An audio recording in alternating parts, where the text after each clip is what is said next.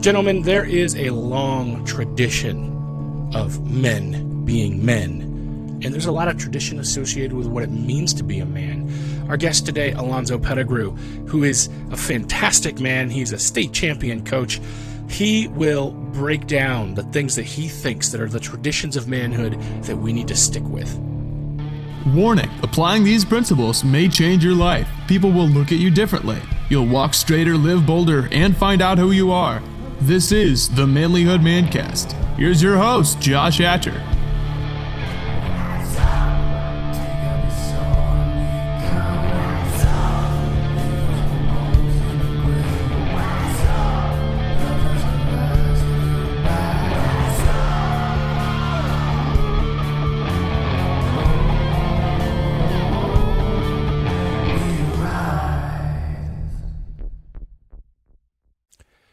Gentlemen, welcome back to the Manlihood Mancast. Listen up. I want to talk to you a little bit before we get into our interview with Alonzo Pettigrew today.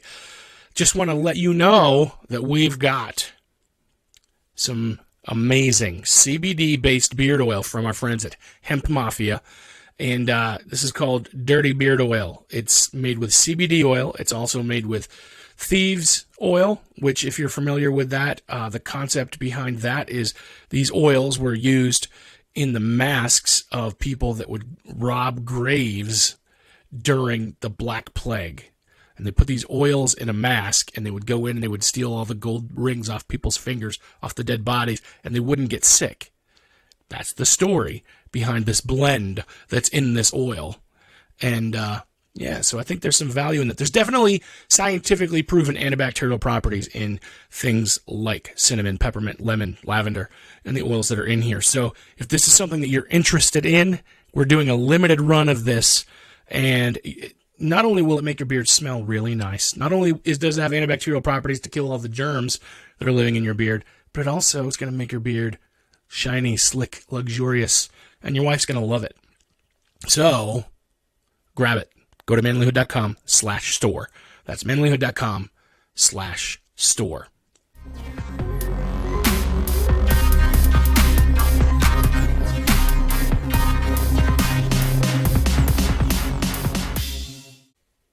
So Alonzo Pettigrew is a speaker and a coach, and this guy is doing some phenomenal work. He's also got his M.B.A. in leadership and ethics, and so he's going to talk today about the way that men lead in their homes and in their jobs. He's going to talk about the traditions that really kind of define masculinity, and we're going to have a great conversation. So stay tuned. Here it comes.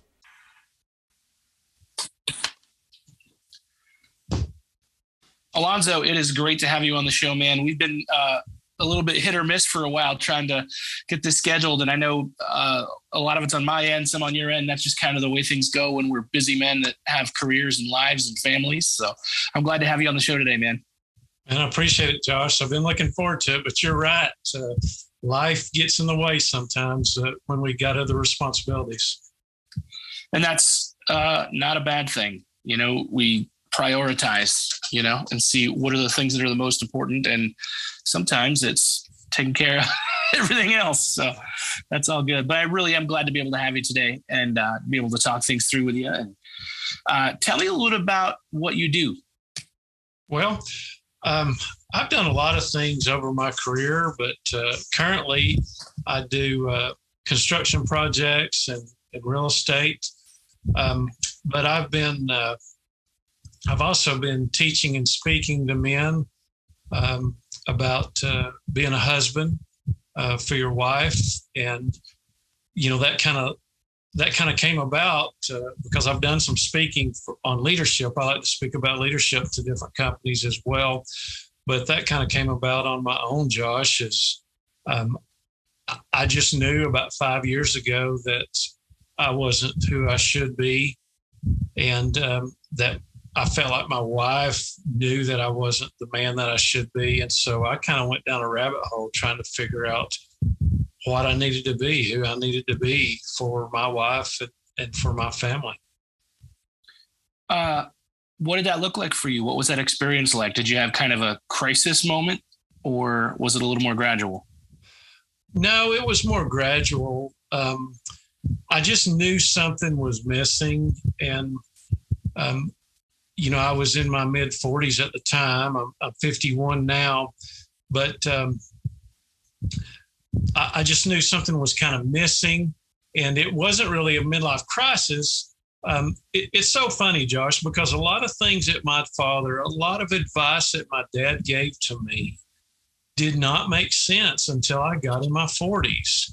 And I think I hear that from a lot of guys, and I think it's because you've got to get enough experience, enough life on you for a lot of those things to ring true. It was the same advice it was 20 years ago, but now it really has meaning because you've got that background.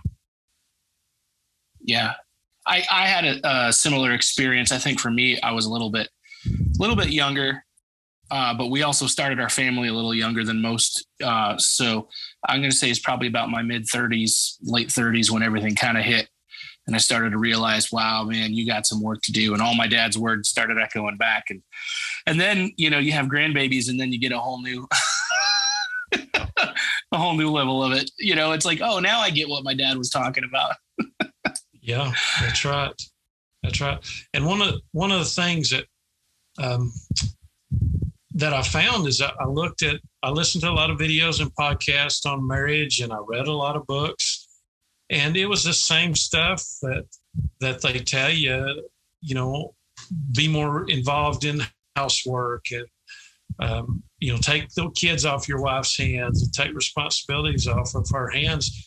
And it just didn't work. And I knew it didn't work. And I thought this just is something that it's like a professor teaching you theory in class, and you get out in the real world and it doesn't work.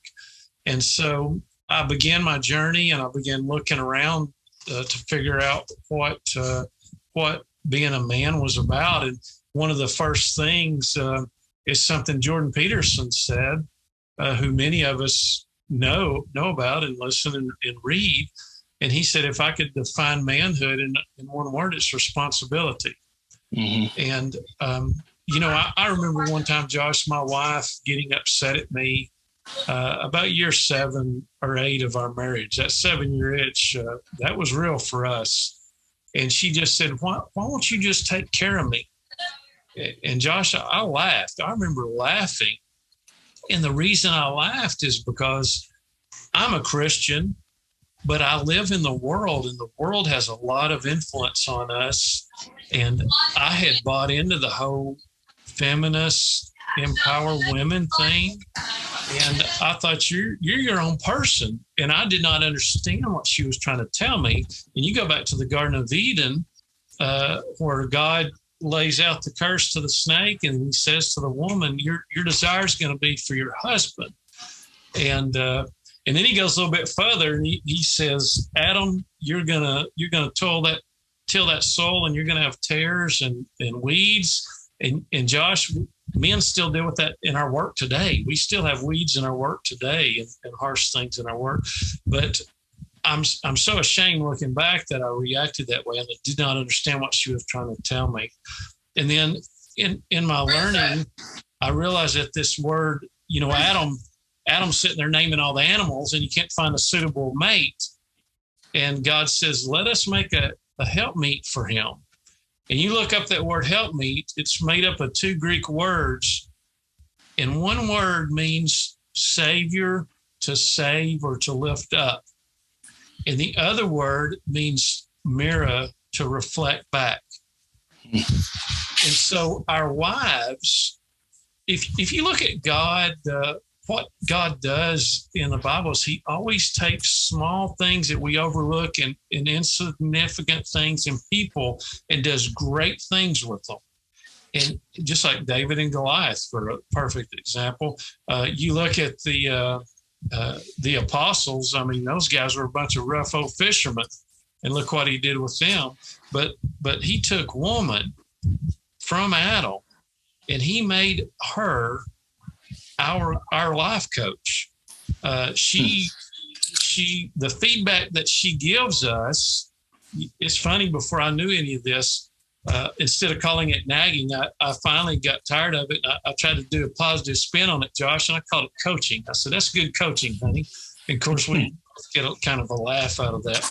But it really is. She's really trying to coach us and guide us. And the other part of that is that mirror part is she'll reflect back to us the kind of men we're being. If she's distancing herself or cold to us, many times it's because we're not showing up and being masculine like we should be. And in every relationship, Josh, you're going to have masculine energy and feminine energy, and you have to have masculine energy. And if you're not being masculine, guess who is? Your wife is. And I've seen that out of my wife. I used to tell her, just be more of a girl, be more feminine. And I didn't realize it was because I wasn't showing up enough as a man. And their natural state is to be feminine. But if they need to step in, they'll step into that masculine role. But that's been a huge awakening for me, is to see how God uses our wives, because femininity just exists. We see 8-year-old girls that can act like mature ladies, and we see 67-year-old grandmothers that can act and giggle like little girls. But manhood, masculinity is not like that. It's a series of steps you climb. You get a challenge and you wrestle with that challenge, and you finally overtake that challenge. And guess what? There's another challenge behind it. And we've all seen men that get stuck at 20 years of age when they're 30, or they get stuck at 30 when they're 50. They don't overcome those and continue that growth. And so our wives are there to spur us toward that growth. You know, it's funny because you talked about that kind of that feminist mindset. And when I look at the core of what feminism is supposed to be, right? like the idea that men and women are equal, different and equal. You know, they each have things about them that are special and unique, but there's that equality, which, you know, that reflection kind of is part of that, I think.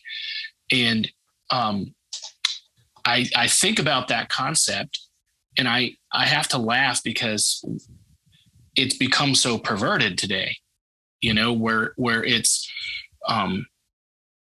it is really kind of what's being presented is not actual feminism, but rather this almost a caricature of it. And it's unfortunate because it doesn't allow women to be what they really are. And yeah, and you're right, where we approach it as men. I heard I think it was at a Promise Keepers event years ago. There was a speaker, and he said that you can tell a lot about the character of a man as it's reflected in the face of his wife. And wow. And yeah, and you know, that right there is one of those things. I mean, I'll meet a guy and I'll see his wife come up to him and talk to him, and you can tell a lot about him based on how she looks at him. And you know, and yeah, so what you're speaking definitely resonates with things that I've seen and experienced and learned in my own life as well. So you came to the place where you recognized then that you needed to work, you needed to become more responsible, you needed to show up. What does that mean? How do you show up for your wife?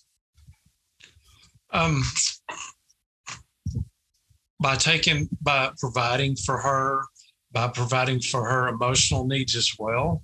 You know, your wife's kidney functions just like yours does. Her lungs function just like yours does. Her mind does not.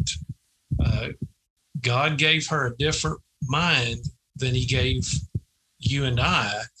And so there's a reason for that. And you talked about feminism. We just talked about that for a minute ago. You know, the world says that men and women are equal in ability, but God says men and women are equal in outcome, because we need to look at the building blocks of society or families. And instead of asking what men can do and what women can do, we need to be asking what our families can do. But being responsible and showing up financially When your wife says, the grass is sure growing, what she just said is, you need to go cut that grass. And, trying to see through and learn her and learn how she communicates, because they rarely communicate directly to you. They rarely reach out and speak directly like men do. And so those things, meeting her emotional needs in that way was really big, and paying attention to her in those regards. So how did you come to the place where you started to actually make it work? Did you have to make major changes in your life and in your mindset, or was it, what was how did you practically make this change? Josh, when I figured all this stuff out, I was scared to death to implement some of these things, because I've been raised in this environment of the feminist influence, and that men being men wasn't necessary anymore. And so the first thing that I started doing is working on my communication skills with her. One of the best things you can do is you can turn her statements into questions and her questions into statements. When she says, the grass is really growing, that means, can you mow the grass? Can you take care of that grass? If you're driving along, you're on a trip and it's about midday, and your wife asks you, are you hungry? And you say no, and you think, no, I'm not hungry, and you keep driving, she's not gonna be very happy with you in about 30 or 40 minutes. What she just said is, she said, are you hungry? That means I'm hungry. Let's find some place to eat. So turning those questions into statements and those statements into questions is just an easy trick to help you start that communication route. And so that's the first thing I started doing is doing that. And as that worked, as we began to communicate better, I began to understand her more. I started doing more things and getting bolder and becoming more of a man. And I'll tell you, Josh, one thing that amazed me, because there's about 13 things that I've nailed down that I think your wife needs from you as a husband. And when I got done, I was astonished, because I had staring at me in those 13 things, two men. One of them is my father, and the other one is my father-in-law. And they were doing these things. They're from 2 generations before us, and they were doing these things. And their wives, my mother and my mother-in-law, adore those two men. They adore those two men, and they certainly aren't. You would never call these two men metrosexuals. That certainly would not define who they are. But they show up in a very masculine way, and take care of their wives, and they just adore them. So what are some of those 13 things? Help me out. Well, one of them is to fill her emotional tank. Back in the 1980s and 1990s, I know you've got a lot of listeners that are younger than that, but I can remember when a company would decide to purchase a bunch of computers and go with a computer system versus, a paper ledger system. They had a decision to make. Do I buy a PC, which would be Compaq or IBM or Gateway, or do I buy an Apple product? And the reason that was such a big decision is because if you did a spreadsheet on an Apple computer in those days and you tried to give it to someone that had a PC, it wouldn't read it. It couldn't work. Now, today, I can do a spreadsheet on my PC and email it to myself and look at it on my iPad. But back then, they would not communicate. And so when it comes to our wives, I mentioned God gave them different minds than they gave men, than he gave men. But they run on an emotional system, and we run on a logical system. Just like the PC ran MS-DOS and Apple runs its system, but they run on an emotional system, which means they see everything through emotion. And so when your wife asks you a question about a decision, she'll say, how do you feel about that? Or when you're talking about something with her, she'll say, here's how I feel, or I don't know how I feel about that. But when a man talks, he'll say, how do you think about that? Or here's how I think about that. But she needs to feel emotional things. And one thing that amazes us is that our wives talk much more than we do. And one reason they do that is when they talk to us, they experience those emotions. When they tell us a story back, sometimes my wife is trying to tell me something that happened at home, and I'm wanting her to get to the point. But she's taking this big, long way around telling me every detail. And the reason she does that is because she can go through those emotions and relive those emotions again. And so when I come in every evening, I try to take some time. I can't always do it. I don't always do it well, but I try to sit down and let her talk and visit with me, because that's a way that I can connect with her. And another thing to do is, to go do fun things together. When I first started on this journey a few years ago, I started trying to take my wife out on date nights and things like that. My wife does not like to go to the movies and sit and watch a movie. She likes to go and do physical things that she can get her hands on, throw axes and stuff like that. And so learning your wife and doing things together with her, that's another great way to fill her emotional tank. Another thing is to be a man, do man stuff, know how to fix a flat, know how to make decisions with her in mind, and to just show up as a man. And then, another thing is how you frame a situation. Our wives need confidence from us. And sometimes you and I aren't confident. Sometimes we don't know what to do, but we've still got to exhibit that confidence while we're working through deciding, making those decisions. So those are just a few things. There's just 3 quick things that our wives need from us. Yeah, when you talk about the confidence, it's not bravado. She doesn't want us to put on a show because they can see right through that. But but what they want is to exude that, okay, we've got this. We're going to be okay. Right. And yeah, you're right. I've definitely seen that. Yeah, we recently, I don't know if you can tell, but this is a mattress behind me against the wall. We just moved Saturday, moved houses. And so our house is still wrecked and apart. And my wife was so stressing over that move and just so, concerned about how we were going to do it. And I just told her, we're going to get it done. And our church showed up at 8:00 Saturday morning, and they had us moved by noon. In 4 hours, we were done. Yeah. I was, my wife and I just had a conversation tonight, and we were talking a little bit, and she asked for some feedback, and, we talked about that. And one of the things I told her was, when she wants something done, she wants it done right now.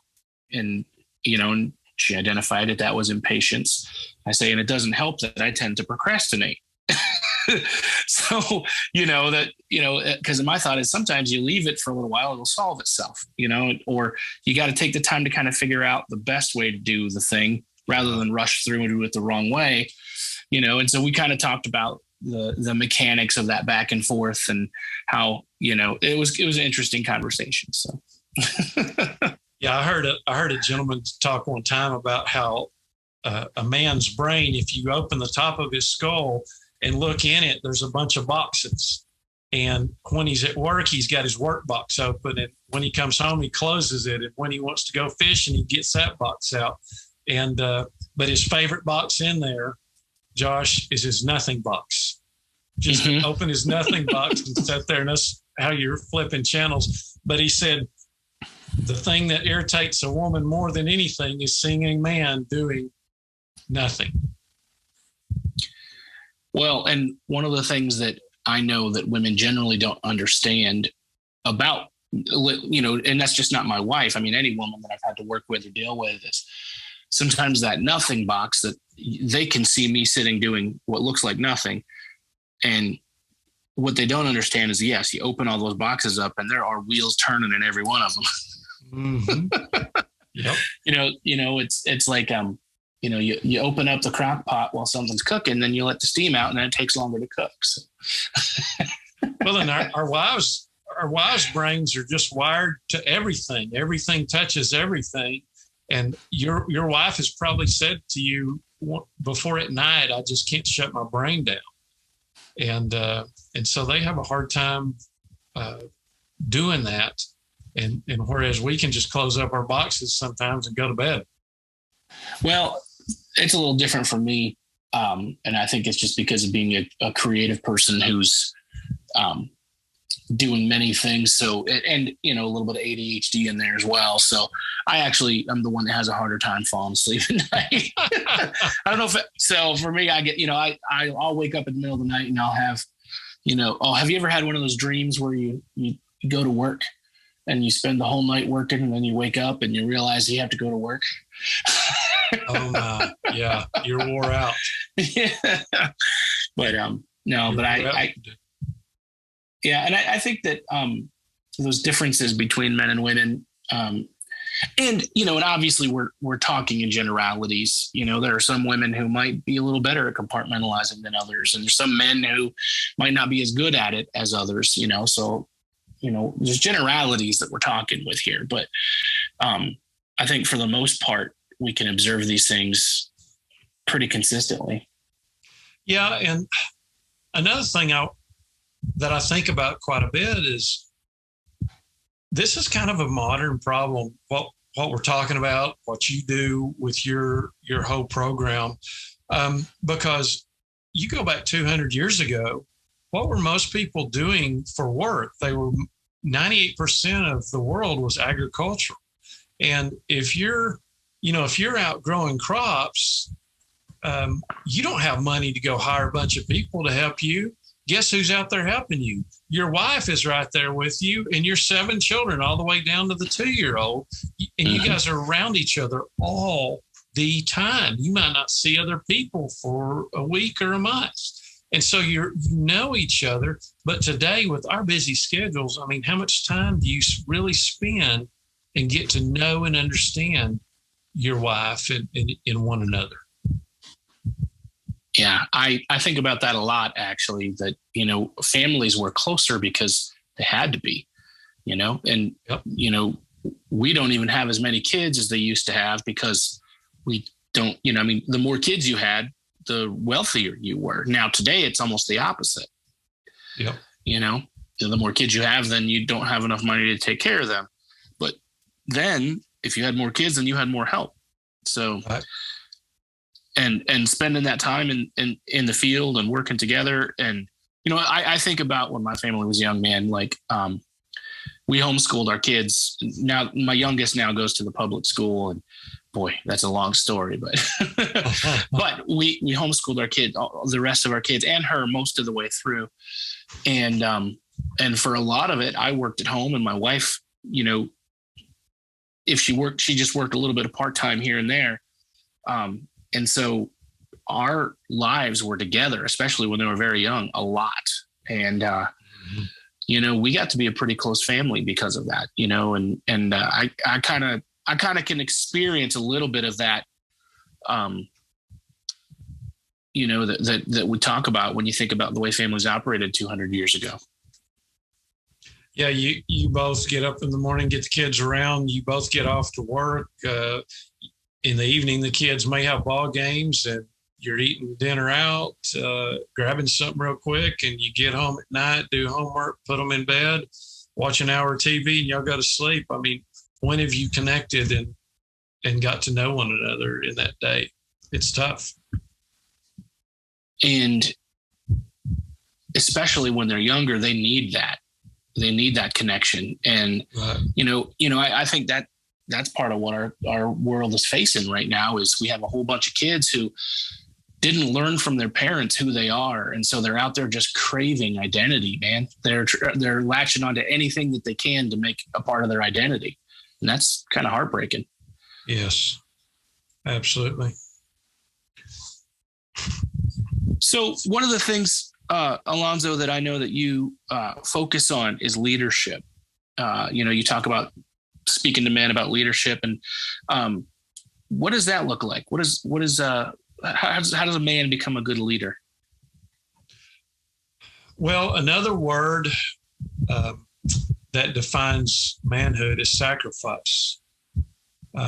Men sacrifice their time and attention to provide for and put other people first.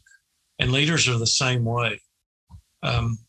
You've got to put your people first and the team first. And I see so many leaders that were promoted and had a little bit of information, a way to do things that made them important and got them promoted. And then they get promoted and they don't, they hold on to that information, and they're worried about other team members that they're over coming up and taking from them. They're insecure. And a great leader will never do that. He'll always put his people first. He'll always promote his people. He needs to be like a leader of a department that people know I can hire great people out of that group because they're led well and they're taught well. And being a man is no different. You put your family first. You put your children first, and you meet their needs. And that's what it means to just be a leader as a man. Yeah, it's almost like, so I think our culture defines leadership as privilege, and I think it's probably more about service and responsibility than it is about privilege. Well, I'll tell you a story, Josh. When I was coaching, I'd coached at a school that had not won a state or a conference championship in football in 17 years. And we actually, my first year there, we had a pretty good team, and we had a chance to go to the playoffs for the first time in 17 years. And I walk in one day, and the head coach is screaming at our senior fullback and linebacker, one of our key players on the team, just berating him, just destroying him. And the whole thing was that this coach parked as close to the building as possible, and he got there late, and this kid had taken his parking place. It didn't say that was his parking place. It was just the place he always parked. And he thought this boy was trying to show him up. And so the rest of the season, I parked in the back of the parking lot as far away as I could because those kids are what would have made us as coaches. We needed them. And that's the way you lead, is you put other people first and you take care of their needs first. And by the way, that's what attracts your wife to you, is making sure you've taken care of her needs and met her needs. And if you're not connected to her and focusing a little bit on her and put some thought into her, thinking about her, then you're going to miss that. And when you miss that, that shows up to her as you're not looking out for her. You're not thinking about her. You're just taking her for granted. That's what she means when she says you're taking me for granted. Yeah. Well, and that's what the bottom line is that serving is in your relationship with your spouse. That's really the heart of what it means to lead is to take care of her, to have her best interests at heart. And that's the other thing too, is, something goes wrong. Your kids go outside, they're playing baseball, man, and they hit the ball and it cracks a window. You as the father are responsible for that. Now you can delegate some of that responsibility, and maybe you make sure they pay for the window, but that's still your responsibility to make sure they do, Right. Yeah. Being a parent, is not easy. They're not your friends. They're your children, and you want to raise them correctly, and that's not always easy. What are some of the? I mean, I don't. You probably don't want to tell on your kids, but what are some of the challenges and things that you've had to work through as you raised yours? I don't want to tell on my kids. Uh, one of the biggest things is probably it's hard in this day and age, and you've been through this too. Is for them to be appreciative of things that you've done for them, to have gratitude. You know, I was raised. My father was raised, and there just wasn't much food. They got to eat meat like once or twice a week. Growing up, his father was killed in the logwoods when he was 3, and so his mother raised 4 children, working at the chicken plant. And so when I was coming up, Josh, we had plenty of food. My dad made sure, because of his childhood, and but there was no AC. He wouldn't pay for air conditioning, so it was hot in the South. And so now I have plenty of air conditioning, but it's just your perspective. You know, our children, sometimes we do too much for them, and just teaching them that gratitude for what they have. That's something that I've found to be a real challenge. Yeah, definitely. With our kids, if they wanted something, they had to earn the money to get it. I mean, yeah, we'd get them something every now, get them special things and make sure they had what they need. But, if they wanted something special kind of over and above, well, okay, well, maybe I'll help you out with it, but you've got to earn this much, Right. My daughter, my 17-year-old just bought a car, and, she asked us if we could help, and we kind of said, well, this is how much we can give, but the rest of it you're going to have to do. And she busted hump to pay for it. Yeah. Awesome. And so she's going to take good care of it because she had to work for it, Yeah, that's right. And you had asked me about, leadership in the household as a husband. And, you've got to show integrity. I mean, your word has got to be iron. And don't ever lie to your spouse. My wife, I have lied to my wife, and that has hurt her. And the big reason it hurt her is, why would I lie to my wife over something? Well, here's why. Because I'm afraid of my wife. I'm afraid of her reaction. Does your wife want a man that is afraid of her? Because if you're afraid of her and you'll compromise your integrity for her, what will you do for someone else? And so you've got to show up, and your word's got to be iron. You've got to have integrity. I have to repaint my nails. Yeah.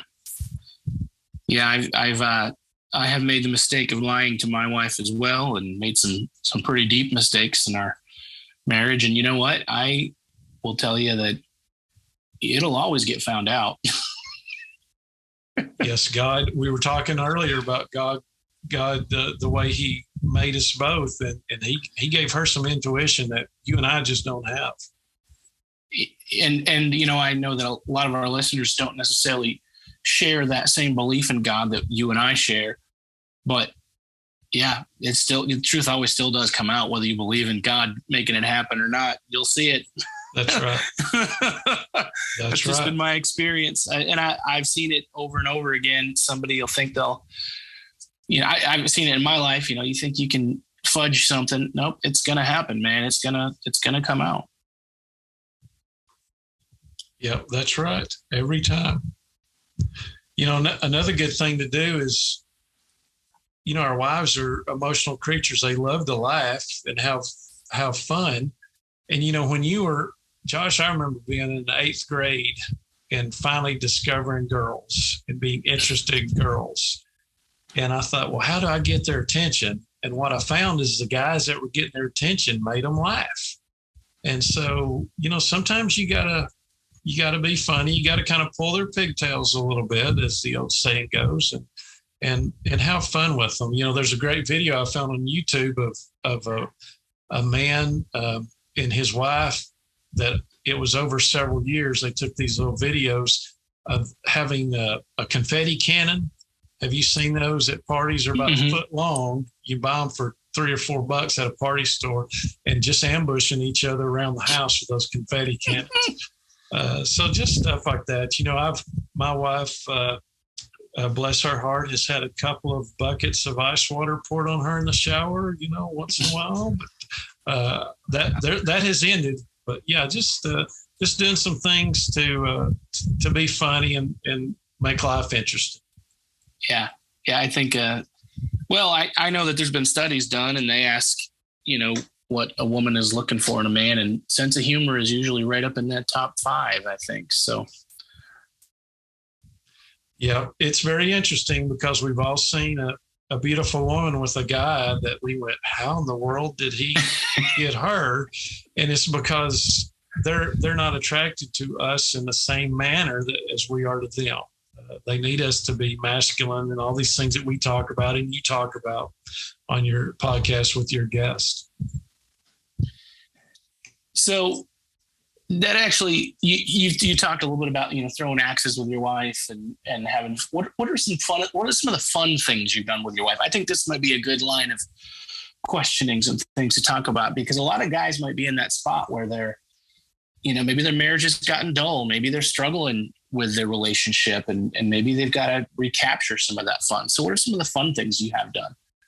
Well, and I'll tell you a couple, but every woman is different. We talked about that, and you've got to know what she likes. And what she doesn't like.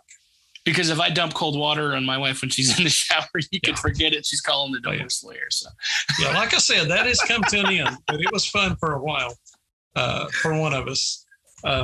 But we're SEC people. We are Razorback fans, and we go to the home football games together, and we just have a great time doing that. That's something we do every year. My wife loves to go just pond fishing, just go catch fish. We'll go to Memphis or go to some other places. Kansas City. We went to Kansas City last January and had a good time, and just explore different things. We did we failed miserably, but we tried an escape room together. That'll test your marriage right there. Well, apparently they let you out because we're able to have that. Yeah, that's right. Thank goodness there's a time limit. Can you imagine if there was an escape room you just couldn't get out of until you solved it? Oh man. Yeah, that would not be a good deal. But yeah, that just goes on. You've got to know your wife because, like I said, when I first started trying to date nights with her, I totally blew it. I absolutely blew it, Josh. I did things that she hated, and I realized I don't know her as well as I thought I did. So yeah, I've really put some work in on the study. Well, and honestly, when we started making date night a priority, we hadn't done it in a long time when the kids were younger. And so we started doing it here a few years ago. And I'm going to say probably the first 6 dates, all we did was fight because, we had all this, frustration and resentment and all these things that we had never talked through. And so every time we get together, man, we had to kind of learn, we had to work through all that junk to be able to actually enjoy each other's company again,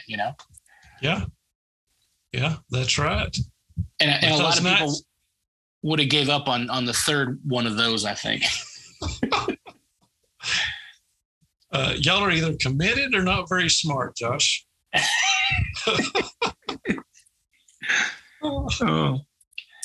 But now we have date night every week, and we enjoy each other's company now. It's a lot sweeter once you work through the mess, Yep. Something that I find interesting is Sheryl Crow, her song "Strong Enough." Mm-hmm.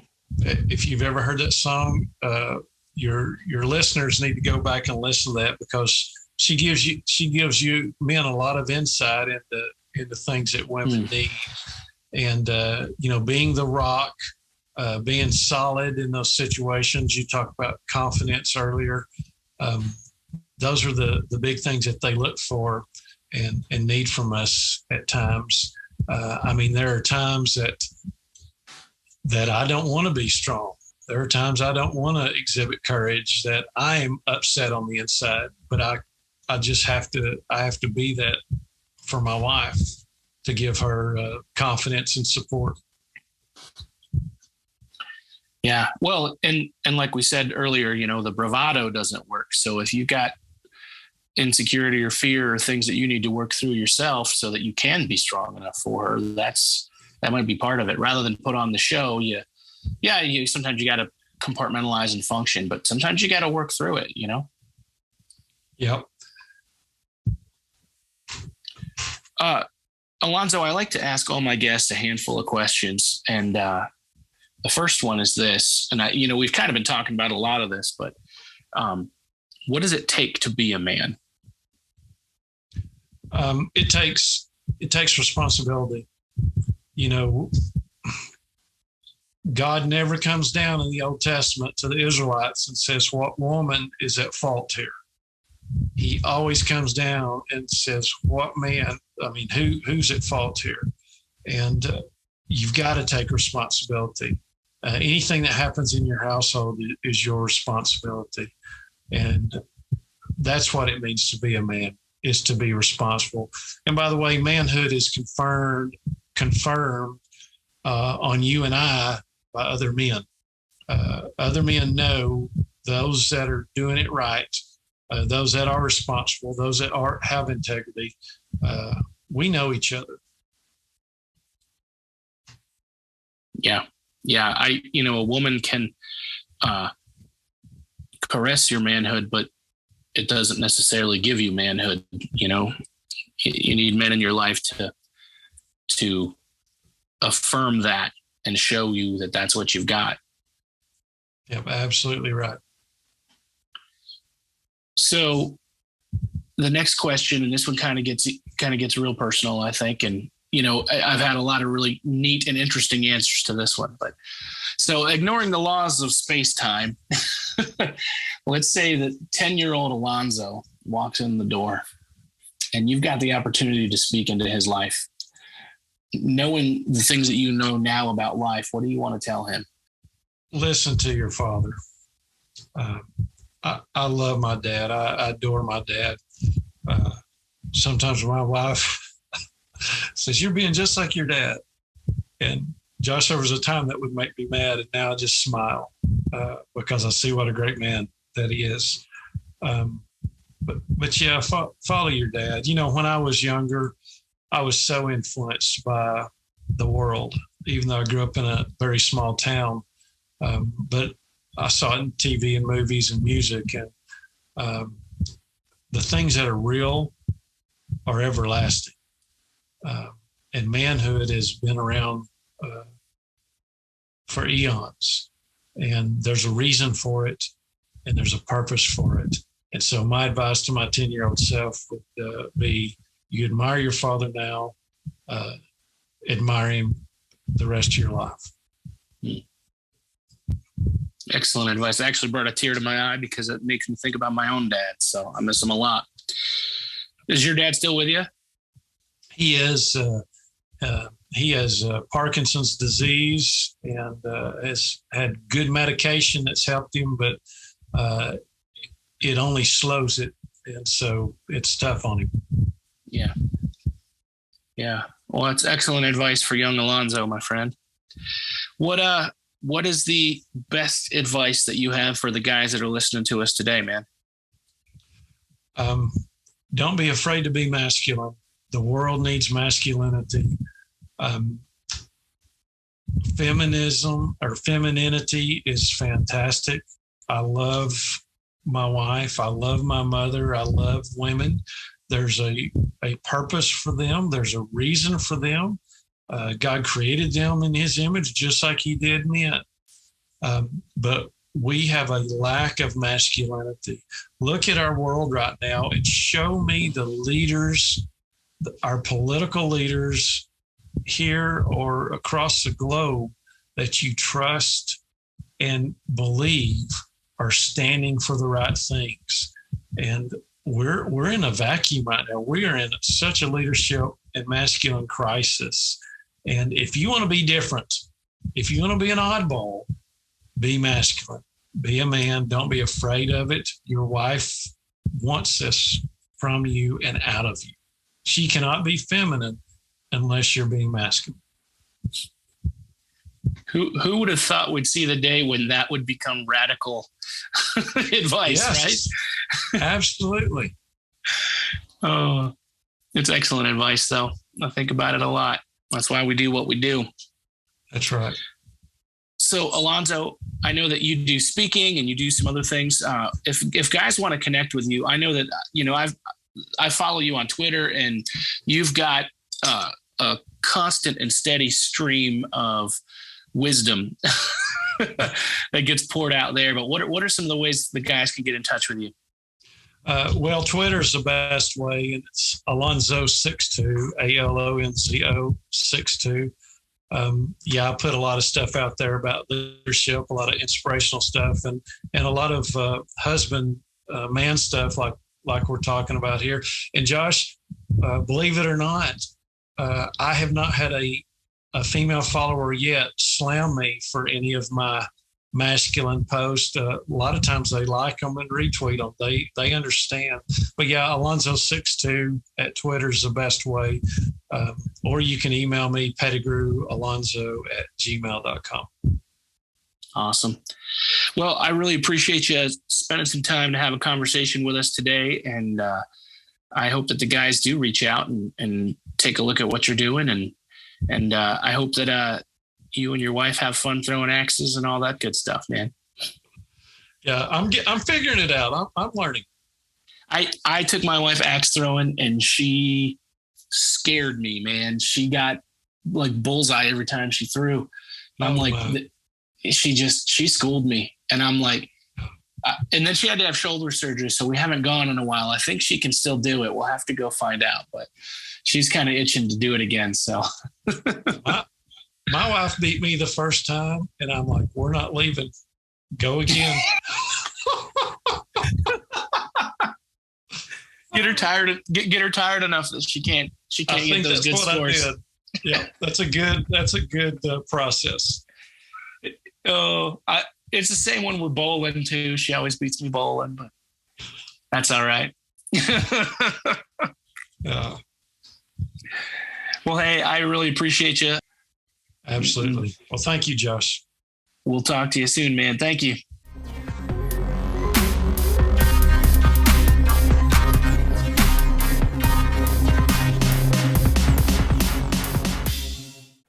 Alonzo, thank you so much for that interview. Guys, connect with Alonzo if you've got questions. He'd love to hear from you. His information is there in the show notes.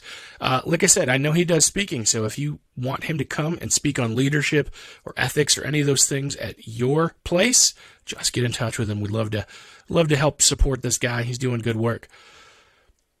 If you want to grow as a man, we've got several options, but I'm just going to talk to you about one today. We're going to talk about the Manlihood Man Cave on our Facebook page. If you go to Facebook and you type in Manlihood Man Cave, it's our private Facebook group where you can level up as a man. We've got guys there who care about you, who are looking out for each other.